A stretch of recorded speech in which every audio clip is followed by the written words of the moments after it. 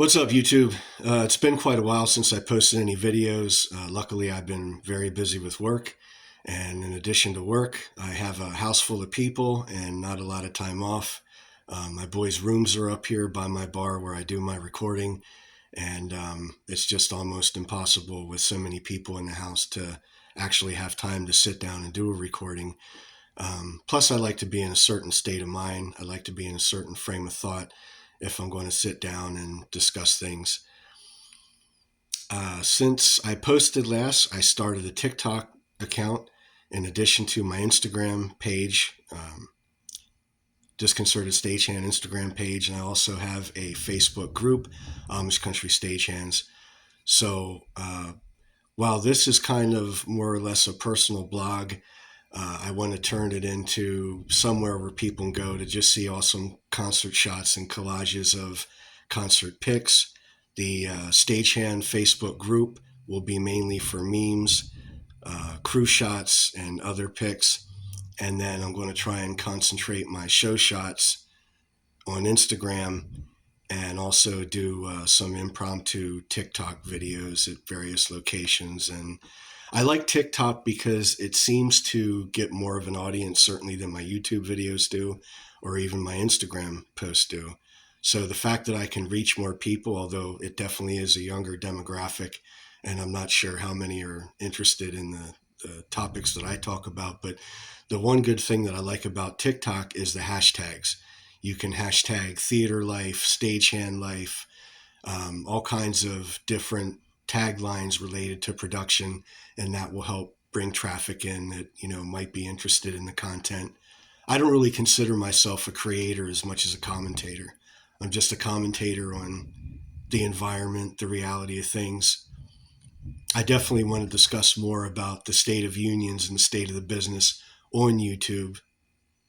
I see a lot of people posting things on the IATSE Facebook pages, and granted, while they probably shouldn't, that's not the best format to address your grievances.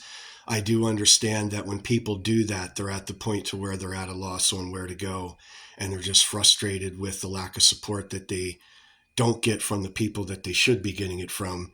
And I think once people are in that spot, they're really disappointed with how weak the union infrastructure really is, not just at the local level, but even above that, where it really shouldn't be the case. And I think that there's a reason why we've seen less unionization in the country. I definitely want to do a talk on that. I feel like I have to in order for this channel to be worth its weight. Unfortunately, I think the unions have gotten weaker over the years, and a lot's changed in production, especially post-pandemic. There are a lot of people that left, and the lion's share of the people doing the production work now have way less than 5 years experience. A lot of them only came in post-pandemic. And I think that there's a loss when you have that type of experience walking out the door or moving on to something else. I think that the hiring spike in the country from so many reputable companies caused a lot of people to leave the industry. I was almost one of them. I took a very short time with Harley Davidson. I think it didn't even last a week, but spoiled by production. It just wasn't for me. I do want to go into why in a little more in depth later, but one of the biggest reasons was once you step back in production, unless your place is locked in by your union standing, you stand to lose. If you're going to try and come back in and be where you were before, that's going to be difficult if there's not a list to work on, or the call procedures are set in such a way to where if you're not constant, if you step back for a reasonable period of time, it's going to be difficult for you to come back in and do this for a living. It's difficult to do for a living as a freelancer anyway. It's much better as a part-time job, much better as a job that you can earn disposable income, especially now, because this is not a gig economy. It's not the type of work that you want to have to be relying on to survive. However, it can be a nice supplement to the work that, in addition to the work that you already have.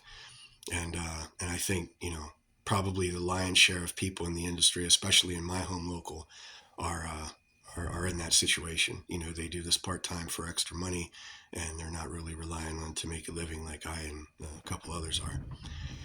But anyway, that was my update for this quick YouTube short. It's that I am on other formats now: TikTok, Instagram as Disconcerted Stagehand, the Disconcerted Stagehand on Instagram, just Disconcerted Stagehand on TikTok, and then my Amish Country Stagehands Facebook group. So I hope everyone's out there enjoying life, having fun, and see you on the next gig.